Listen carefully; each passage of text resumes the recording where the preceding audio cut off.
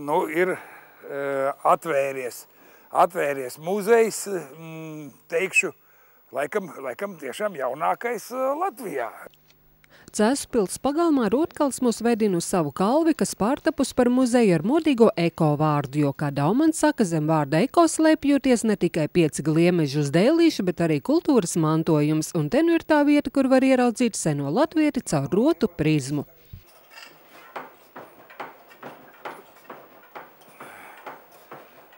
Darbojās viņš lūk šādi. Brīžam, kad es tā arī aizbraucu, vai es esmu šajā 21. vai es esmu 11. Ja? Un man reizēm liekas, ka tās 11. gadsimta nostādnes, ka viņas ir ļoti normāls, ka man viņš baigi labi, es esmu viņā iekšā, ja visā. Blakus vēsturiskajiem eksponātiem muzeja vitrīnas rotā arī autentiski atdarinājumi. Nesen kāds datorspeciālists palicis bez darba, muzeja krātuvu papildinājis ar paštamborētu bruņu kreklu. 12 kilogramu, un tad viņš 2 nedēļas ar viņu staigāja, tad, kad bija notamborējis. Tā jau teica, ka ļoti ērti, bet tikai viena lieta traucējot. Roku nevar saliekt ar cigareti līdz mutei dabūt.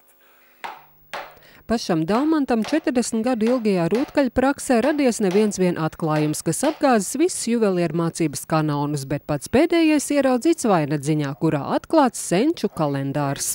Tad, kad es viņu biju notīrījis visu, tad man tā sāka skudriņas skraidīt. Tur, kur ir saules punkti, tur ir krustiņi. Un tur, kur metenis, tur, kur teiksim, mūsiņu diena, tur ir virziens. Saules kustība riņķī. Tāpat atklājies, ka senajiem latviešiem fizikas likumi nav bijuši sveši. Viņš kaklā tik dabūts šitā. Ir šitā un nost arī tāpat. Tas mans senais kolēģis fiziku zināja labāk par mani, jo man tā gribās viņu atvērt šitā. Tas būtu 1, 2, 3, 4, 5 un viņš šeit pārlūst. Šeit vērpes princips, visi spēki izdalās uz aizmuguras daļu.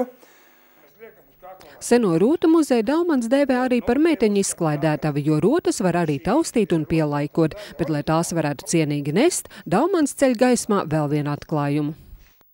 Un tad es izgudroju bruņšus, un tā es viņiem visiem arī iestāstu visā pasaulē, ka ja kāds viņiem prasa, kas izgudroja bruņšus, lai viņi saka, droši Daumans Kalniņš cēsīs. Lūk tā. Un tagad daram tā. Turi šeit. Un tagad grieziens, slaids. Lūk. Excellent.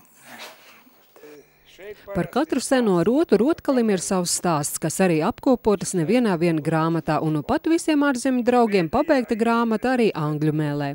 Pa šitiem laikiem tiešām visa pasaulē pabijusi. Ja? Tā ir Latvija. Un tā Latvija, tā nav. Tantiņa lasa pudeles pa mīsani, ja plika meitene ap stabadāns, vai ne? Tā ir tāda drusciņa lepnāka.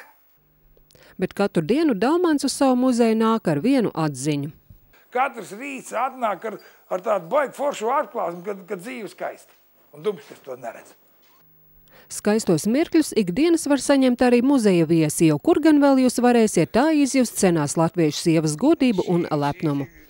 Jāsaka, viegli nav. Ruta Madrā, Ivo Veids, Besta Bū no Cēsīm.